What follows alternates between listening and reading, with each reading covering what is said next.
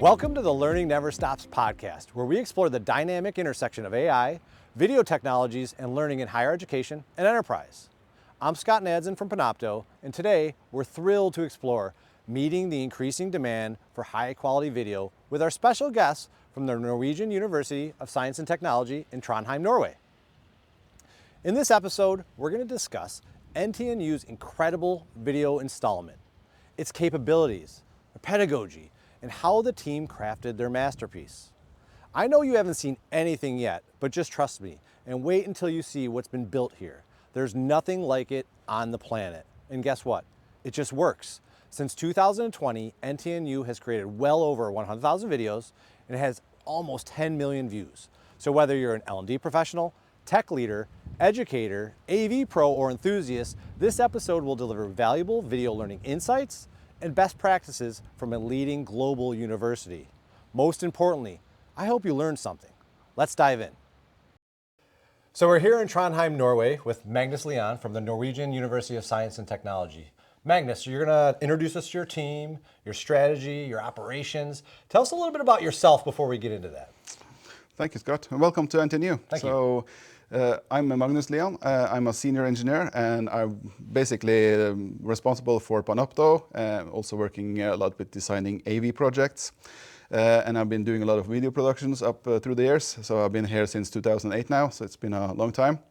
So I think we have some interesting things to show you guys regarding how we do video in different levels. So we do automated recordings in the classrooms. We also do high-end studio recordings, and we try to fill in the gaps with self-service studios. So we're trying to kind of have a full menu of different ways a teacher can do recordings with or without our help. No, that's great. And it sounds like what we're going to learn is that you're going to do much more than lecture capture here. Yeah, definitely. So it's lecture capture enables us to use our main production staff to do high-end videos. So lecture capture just works now. Since we've been using Panopto since 2020, we have 150 rooms with recorders, and everything just starts and stops, and everything is automated. Like Goethe will show you later, also the video planner handles all the scheduling. So then we can definitely focus more people on doing the high end that really matters to changing how the courses are using videos. No, that's great. And we've definitely seen a demand for higher quality content in most of our customer bases, whether it's in enterprise or education. So I can't wait to see more. So the one thing I always think about is, universities are really still businesses, right? And there's a lot of decisions that need to be made. There's operational, there's tactical, there's strategic. And obviously we're here in a boardroom. So tell us a little bit about how this room is used and how you've outfitted it with video technologies. Yeah, absolutely. So this is the actual room where the board is sitting and having the main meetings. So these meetings are open, so people from the outside can normally come and sit in this room and be a part of the meeting. But also this is a result of COVID, of course, again, because then people couldn't come in here, so we had to kind of bring the information out to the people. So that's how we started. So we started with a small video mixer up in the corner there, really crowded in a small room, and we made everything work with the cameras. After we've done it 4 or 5 times, we see that how much time is spent with rigging up equipment all the time. So we got the money to refurbish the whole room, include it with really good microphones and good audio solution for the whole room. And on the back room, which we're going to take a look at afterwards, we have put in a video mixer, and we have 5 PDZ cameras there, so we can do really high-end production. And there's also high focus on automation, so we can use as few people as possible to make a good production.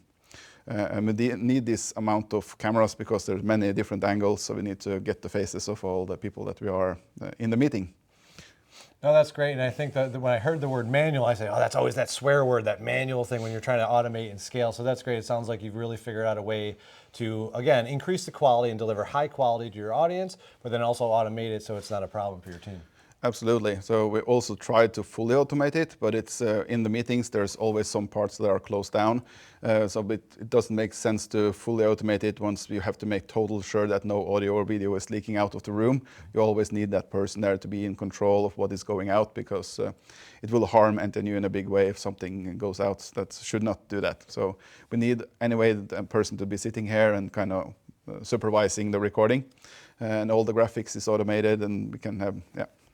Now I'm going to ask you one more question I always ask our guests. I think one thing that our guests are going to learn is that you're doing a lot with lecture capture here. I think you have 150 rooms that are recording content at one time. And I'm going to ask this, so students still come to class even though you're recording all their lectures? Yeah, of course, but it varies. So in some courses, a lot of students come. In other courses, less students come.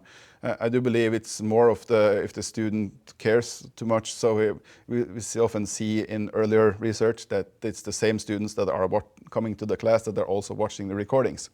So this, of course, depends on many different things. Some teachers don't want to use lecture recording, but they all needed it during COVID and have now seen the power of it. Mm-hmm. So now we have seen the trends going up a little bit again because they got tired of it because they have to during COVID. But mm-hmm. now it's more they know the technology, they are safe that it's working, and they're slowly starting to build up again. Yeah, I think we've seen that in our customer base. There was a little burnout after COVID because everything was technical, everything was connecting things, and there was a lot of panic mode for a long time. And then, there's a little bit of phase of slowing down, but I definitely have seen an uptick too in our customer base. So that's great. Can't wait to learn more. Absolutely. So Magnus, before we go on to other locations, which I can't wait to do, I think you're aware of our acquisition of a Gen AI tool and our investment and commitment to Gen AI.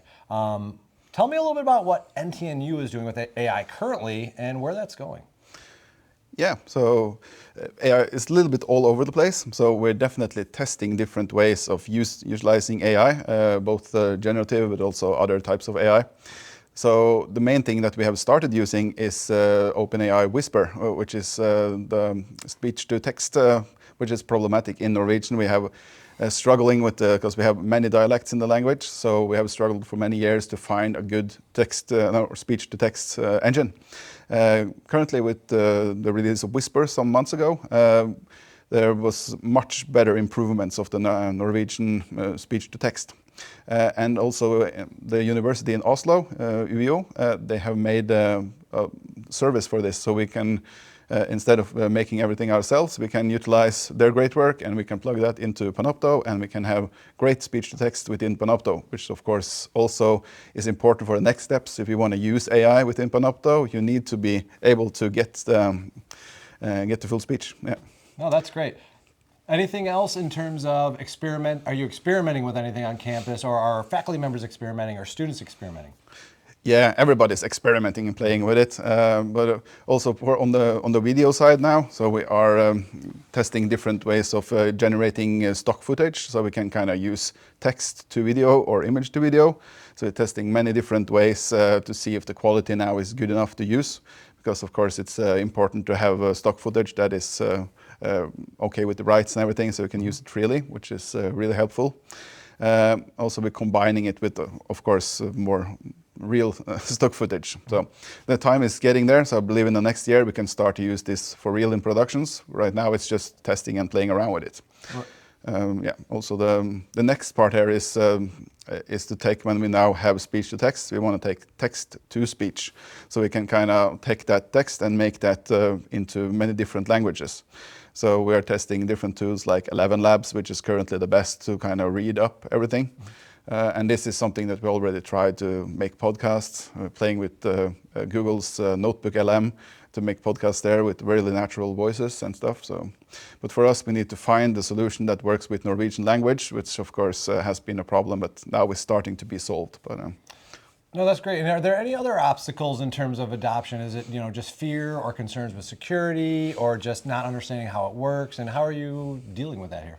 So the big one is the GDPR and the DPA, so kind of finding out what actual vendors are doing with the data. Mm-hmm. So that's why it takes a long time. So now we're testing it, but we can't roll out many of the features yet, because we have to make sure 100% that none of the data is stolen. So this will be problematic both for images and video and everything. So we have to kind of make sure that we have full control of the data and know all the vendors that are behind the vendors that kind of utilizes this AI functions. Yeah. Well, that's great. I can't wait to learn more. So Vegard, thank you for being here. Can you introduce yourself and tell us a little bit about what you do here at NTNU? Sure. My name is Vegard, and my job is day-to-day operations of Panopto, user support. And I also work a lot running courses for our employees, teaching them how to record their own video content using Panopto on their laptop, for example. Teach them best case practices, to give them some tips and tricks. Many are obsessed with the video quality, for example, and I try to teach them that audio quality is just as important. So how do all the students know there's a recording going on? Well, first of all, we always ask the lecturer to tell the audience they're being recorded. And also there's a little light there that'll start blinking before the recording starts, and then it will light when the recording starts.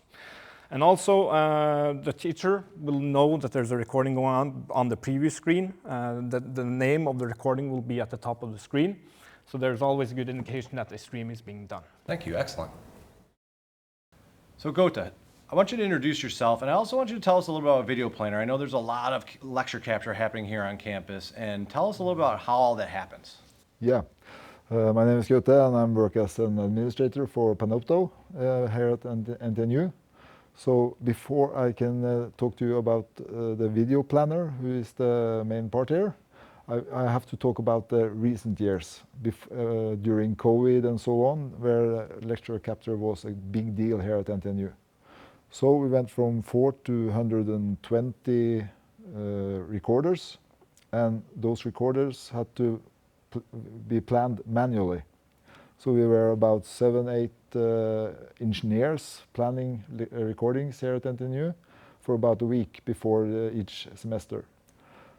So that was kind of painful, and when we discovered that another university, Christiania, had made a tool called Video Planner, we jumped on the development as well. So I can show you how the teacher meets the Video Planner in the LMS Blackboard, Great. if you like. Yeah. So here's a course, and I go to the course tools in the LMS, open it, and I choose the Video Planner.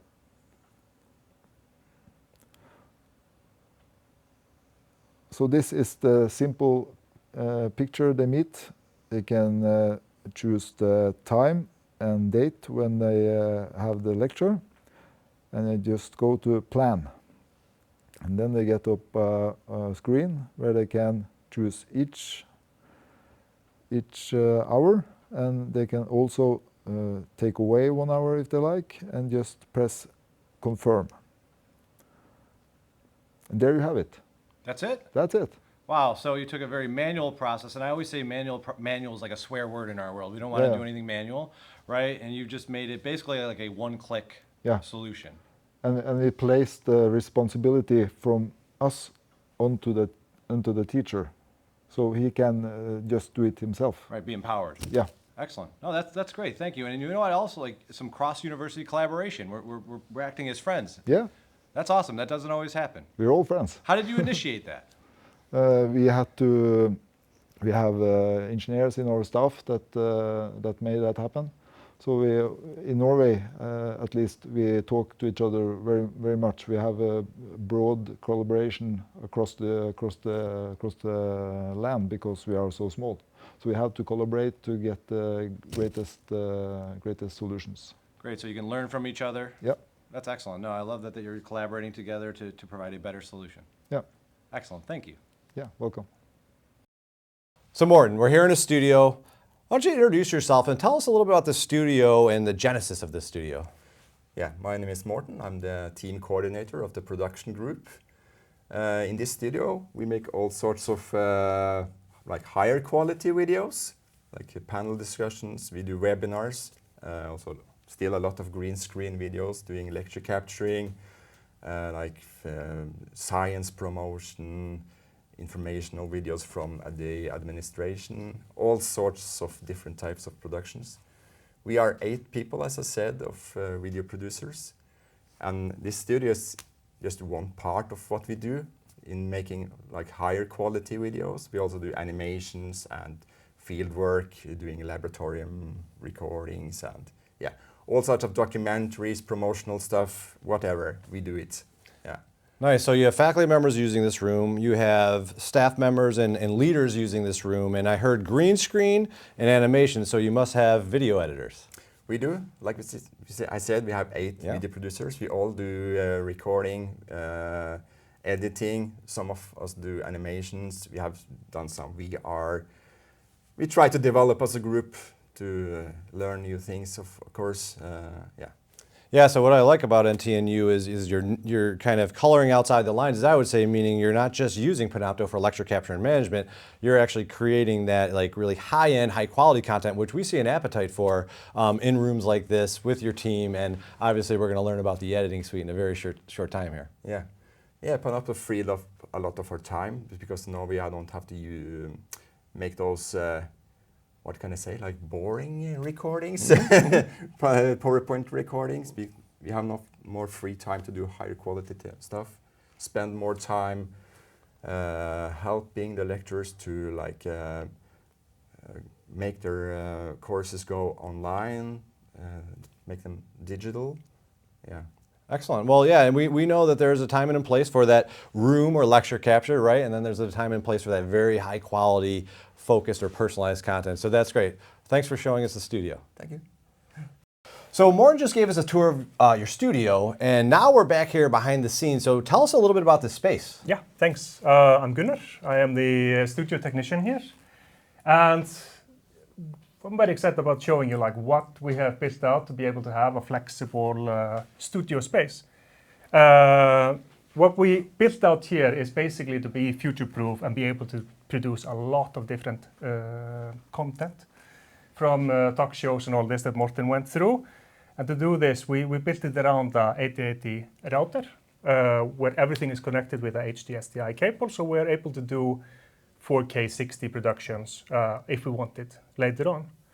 And what we have been focusing on is like try to do it as professionally as we can, of course, but how do we get more for less? Like how do we go, how can we produce a lot without having too many people involved with it? And to do this, we're also implementing PTS cameras. We are using software like Central Control, we're using StreamDecks, everything that helps us to get a good, clean production out with minimal hassle. Yes. And you also do animations? We do animations. For live productions, we use a software called Synchro Live. It's a cloud-based graphic engine where you can get, you get HTML output and we can overlay it into our productions. But when we're doing post-production, we're using After Effects, we're using for motion graphics, but if we're doing character animations or normal traditional animations, we use a software called Moho, which we think is fascinating, especially considering like how fast and good the software is when you have like a focused product. Nice. And when you talk about the space, is it only staff members using this space, or do you ever have students or apprentices that learn how to use this equipment? We take on apprentices every year, and they are super helpful. You get like young people energized, they really want to learn their stuff. And they basically are the like brains behind this. They have the energy to figure out new solutions every time, and it's super, super important for us to keep going with them. So we have 2 each year now, which are going through like a two-year runs, and they come and help us do what they want to do basically. We show them how they do it, and then they come and like improve on things, and you get these fresh eyes on everything all the time. It's really good. Right, so they're able to do some hands-on learning, which is probably the best way to learn to use this type of equipment, right? Absolutely. I mean, I come from the animation world, so this was foreign to me just a few years back, and then coming in here and just having the time to push the buttons and have the chance and the time to learn it by myself, because there's one thing is to learn through books or learn through videos, but it's a completely different thing is to just come and be able to press the buttons and learn that way. Yeah, and one of the things that I think is funny for some of our longtime video industry experts is I think Gunnar and I both were Flash. We used Flash in the olden days, right? So, a lot of you, that are watching and listening have had some experience with Flash. So there's a lot of us still in the game and doing some really cool stuff. So thank you so much for showing this space. This is really incredible. Yeah.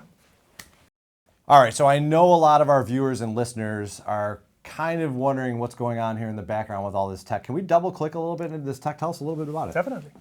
So we have 3 stations here. We have the sound station, the most important station, of course. We have the vision mixer station, the one who controls the show, what the public sees. And then basically we have the automation station. This is where the magic happens, where everything connects together. We have the Zoom rooms, which are connected into the studio. If we have digital guests, for example, or if we want to have a show on Zoom, we connect through the Zoom rooms. Fantastic products, shooting out at 1080, 30, and you can get all the live interactions we want, and especially since it's the system that's integrated into the school. Really good. You have the Skarhøy controller. This allows us to control the PTC cameras. It has Bluepill integrated, so what that means is basically we can connect to anything that has API and control it. It's super flexible, and this is one of the reasons we are able to integrate so many different things and automate so many jobs that weren't possible before. Fantastic product. This is where we have we can turn on the auto tracker, for example, for the PTC cameras. This reduces the manpower on the cameras, makes everything easier for us. The Stream Deck is basically what allows us to control everything at the same time. It's flexible, you can do whatever you want with it, and all of this is basically connected to a Central Brain software which is called Central Control. And with Central Control, we can control teleprompter. We can fetch in different kinds of super sources for different kinds of scenes. So, for example, if we want the public to see a question that's on the screen, we press the button, we get the question into through the Singular engine. It fetches the questions from Google Sheets. Wow. It puts it on stage. At the same time, it actually goes and throws up the question into the teleprompter. Wow.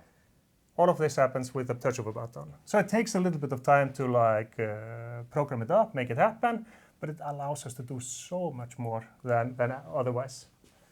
And then to be able to control the mixer properly, or different things in the mixer, we have this fantastic software called MixerEffect Pro, which allows us to do different kinds of super sources easily. It allows us to route through things easily, and we can do it wherever in the studio we want. It's a fantastic collection of software and hardware that allows us to do so much more.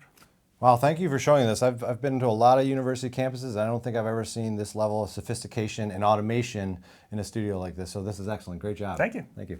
So Magnus, we're here in a learning lab. Tell us a little bit about what happens in these learning labs. Hi, yeah, sure. So this is one of the smaller rooms where we have both a podcast recording option and also a video recording option. So because we need to scale, we have the high-end studios, and we also have a lot of teachers using the Panopto application to do recording. We need something in between because we can't bring everybody into the high-end studio. So a solution is a self-service studio. This is the first generation. We're also upgrading with second generation larger studios now. The easy part here is just show you guys how easy you can start, because a lot of the problems with this kind of studios is where do the recording go? Do you have to bring a USB? What format does it? Yeah. So we have built studios before, but now we can do so Crestron is in short controlling an EpiPan Pearl. We can do a new recording, and I'll scan my employee card. Crestron will detect my name and what kind of account I have in Panopto, and give me the possibility to do a recording to Panopto that will be placed in my folder. So basically we have the full flow. Teacher just goes in here, scan his card, do the recording, and the recording is published to his Panopto. So we also have options to do dual recording, screen recording. You can mix between picture and picture. A lot of the teachers also like to kind of have their PowerPoint in the background and stand on top of it. So we have a green screen that can kind of make that happen also. So a lot of power in a small room. It's not also too expensive, so it's really scalable for us to build more of these studios. No, that's amazing. And I think for me, it's just the ease of use of you can just use your ID card and you don't have to use a computer, and you really don't have to think. Again, you're back to just keeping it simple for the educator and making sure they're focusing on what they're doing, and you guys are automating and simplifying the technology so it's a frictionless environment. Absolutely. So making it easy for the teacher to do good recordings, that's the thing we're trying to solve here. Yeah. Excellent. Well done. So Magnus, if you've been online in the last couple of years or on social media, you've seen a rise of podcasts and an increase in podcasts. So clearly we're in a podcast room, and you guys have intentionally set some of these up. Tell us a little bit about your podcast rooms and studios. Yeah, we have for at least 4 years now building small rooms, just using simple equipment. So we use the Rode Podcaster, which is super simple to set up, and the teachers seem to be able to operate it really good. We also use Shure microphones, so it's a cheap setup, but it's really powerful, and it enables them to do discussions for 4 people or 2 people or just 1 people also. So we have this spread up across on different campuses, and it's booked almost all the time. Yeah. So Magnus, have any of these podcasts taken off or gone viral? Not yet, but probably very soon, because we're producing a lot of them. So, and also a lot of them is just used within courses. So it's the students getting good practice, making content themselves and using it in the courses. We would like to see also a lot more use from the teachers, because this is mostly the students that actually booking these studios. No, that's great. And I think one of the things that I'm learning is, you're starting to take a lot of this, video use in education outside of the classroom, right? So you've let's say, mastered lecture capture, automation in some ways, and it's always going to evolve, but you're also really enabling people on campus to leverage video in a variety of ways. And I think that's what's really important to mention here. And this is another great example of you providing great tools to your students, your teachers, and your faculty members and your stakeholders. So well done. Thank you. Yeah, we enjoy the technology. So Robin, this is the first faculty member to faculty member interview on the Learning Never Stops podcast. Tell me a little bit about yourself and what do you do here at NTNU? My name is Robin, and I've been here since 1987. 1987? Yeah, well, I took my master degree in music technology, the first one in Norway. So I've been here designing labs, building recording studios, learning spaces, etc. So what has changed since 1987? Has anything changed since 1987? Well, the professors are the same, as you see on my beard. But the technology has changed, of course. And the challenge here is that often we see that technology changes too fast. We see all the bells and whistles, but we can't really make it work. So we have to have pedagogy first, and then the technology. So that's why we have to stop a little bit before someone convinces us to buy the newest technology. So it takes some time to find out how useful it is. Right, a lot of times I think people get very attracted to bells and whistles, features and functionality, but in the end you want to make sure that faculty members like us can actually use it while we're really focusing on education, teaching, learning, engagement. So what are some of the strategies from a faculty member and somebody that's been doing this a long time that really work in a university like NTNU? Well, for me as a teacher, we always have to make it easier in the classroom. So if a professor comes in and something doesn't function, he will never come back. So we have to make it simple to use, and also for the students to not see an embarrassed professor. Yeah, no, I can relate to that. I think a couple times I've done recordings I've been testing out tools, and you invest, whether it's 5 minutes or an hour, and if something fails, you can easily give up on it and never want to touch it again, right? And that's a problem. So are you part of any training or development programs for faculty members, and do you work with faculty members here? Well, I do a little bit of training, but most of all is to think about the ecology of a learning system, how it functions, the connection between the pedagogy, the space, and the technology. They always interact. So this is the area where I'm working with. Nice. And tell me about some of the things that you're most proud of here in terms of the things that you've done since 1987 at NTNU, and then also like where are we going here at NTNU with tech and pedagogy and ed tech? Well, it's hard to make predictions, especially about the future, I guess. But I think that on a governmental strategy or a national strategy, we have to deliver equity and equality to all students. And also that not directly can come to a university city, but can do it from elsewhere. Also take into account their family situation, their workload, etc. So we have to make our education more flexible. And that's also why we use video a lot as a resource to move between the physical space, the hybrid space, and online space, because it's tough for students and teachers to move between these spaces. And also allocate resources, which is useful and can be used in all 3 transitions and spaces. So that's why we also think that Panopto is a real nice way of not only recording sessions, but also produce teaching material, which can be used in flipped learning or other kinds of learning scenarios. Right, and I guess one question I have for you is, many faculty members that I work with do a lot of research, and do you do any research here? Yeah, I've done a lot of papers about the interaction between pedagogic space and technology, and also how people interact with technology. What is good enough? I mean, I also designed a real-time learning space between two universities where we can play together music with a drummer in Oslo and a guitarist in Trondheim. Oh, wow. With low latency systems, and also trying to create a shared space in real time. Great, I'd love to see some of that at some point. Maybe you could share some of those resources with us and I can share it with our audience. Yeah, sure. That's I'll do great. that. Well, I look forward to talking more and you showing us around on your campus. Glad to help you out. Thank you. Thank you. So Magnus, we've learned a lot here at NTNU. I mean, some incredible technology, some incredible implementation, some incredible people. Did this happen overnight, or my guess is it probably took some time? And so tell us a little bit about that journey, the strategy, and how did you get everybody to buy in? Yeah, so as you said, it takes a long time to build up this kind of infrastructure. So everything started around 2005, where we started to do a lot of video recordings. We were basically running around in the rooms with a camera, recording and then uploading it and getting it out to the students. I joined the team in 2008. Then they already had a media platform, and they have started uploading content in a more broader form, but still in really small scale compared to now. But as the years went by, we got more production people into the space, and we started doing more high-end productions. And but we weren't able to scale within the auditoriums because we wanted a whole lot of rooms, because we have 650 learning spaces that we are responsible for.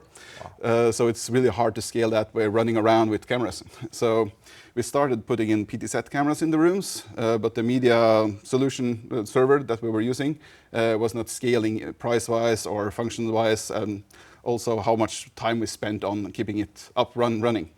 So we have been testing several media servers and solutions over the years. And finally, in like 2019, we found Panopto. We had tested it 2 years before also, but then we had some issues. But then in 2019, we found that the solution has grown up to be a mature system that we definitely could use to scale video at our university. So we had a small pilot going in January 2019, and we had with 4 recorders only and a lot of equipment integrated into the AV, because we are really tight between the video production and the AV side at the university. So for us, it's important that it's really good integrated into the rooms. So that was part of the pilot in 2019. So we had PTZ cameras, control of the cameras, and also screens on the lecterns, which the teacher could see what was actually being recorded. Then, of course, later in 2020, the whole COVID situation came to Norway also, of course. So then we had to make a choice between going with the small Panopto pilot or scaling up the old system. And we made a bet on Panopto, luckily. And we were able to put in a lot of recorders and a lot of people into the system just within 14 days. Excellent. So talk to me about your team. One thing I notice and I observe is there's a lot of broadcast technology in here. It kind of looks news. Tell me about that. Do you have there's a little bit of a news or broadcast DNA in your team. Is that true? Yeah, absolutely. So as I mentioned earlier, also we have been having production people. So we are AV people and production people. Mm-hmm. Some of them mix and do both, because that's really important. From the production side, a lot of the people are actually working still in broadcast industry. We do a lot of multi-camera production. Most of the people also have external companies, so they all are connected to the whole broadcast industry in Trondheim and Norway. And a lot of these people are, of course, on the team, and that it will higher the quality a lot, because they really know how the equipment work and how you should make good videos. And yeah, I find that that's unique, because a lot of times you see many ed tech folks in campuses, and again, critical folks, but I think what I see here is there's a lot of focus on that high quality content. So it's that mix of, automated lecture capture, which is very traditional and normal in universities, but then you actually are infusing all that high quality content. So I guess I have one last question for you is, what's next? The sky's the limit, yeah. I like it. Of course, there are different changes in the economic situation in universities in Norway over a long time, so it's important for us to find scalable solution that works, that don't demand a lot of people to make them operate. Panopto is the perfect solution for that. We are 3 people that are managing like 150 recorders now, and we also are managing the studio. So with a few people, we can do a lot of video. So the automated recordings are probably making out over 98% of all the video content. But the high quality content is super important for the courses that really needs to use the video as an element within the learning in the course. Yeah. One last question. So, one thing I learned, and I did read a blog article, which we'll likely share, is a lot of content is being created and viewed here. I believe I saw numbers of there's over 100,000 videos and 6 to 7 million views. Like, where are we at right now with those numbers? I think I checked this morning, we're at 9.2 million views now. Wow. So I think probably within a few months we'll pass 10 million views in the system. Of course, a huge amount of them was during COVID, and then we saw a little downturn afterwards. But now the curves are going up again. So we see that we are earning a lot for the teachers. They know the tools now. Before COVID, the teachers didn't know the tools. Now they know the tools, when they need them, they will use the tools, and there will be a lot of content created.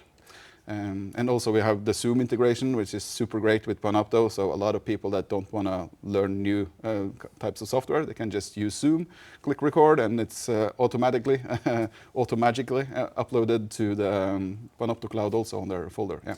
That's excellent. So I have one request. When you go over 10 million views, I need to be the first person to know. That's the deal. Yeah. All right, great job. Thank you. Thank you for joining us on the Learning Never Stops podcast. I'm Scott Nadsen from Panopto, and I hope you found today's discussion on meeting the increasing demand for higher quality video at NTNU interesting. More importantly, I hope you learned something. If you did, make sure you like, subscribe, share, and follow us on social media for more episodes and updates. If you want to learn more about how video technology transforms the learning experience, head to panopto.com and get in touch. Thank you again for spending your valuable time with us. This is Scott from Panopto, and don't forget, learning never stops.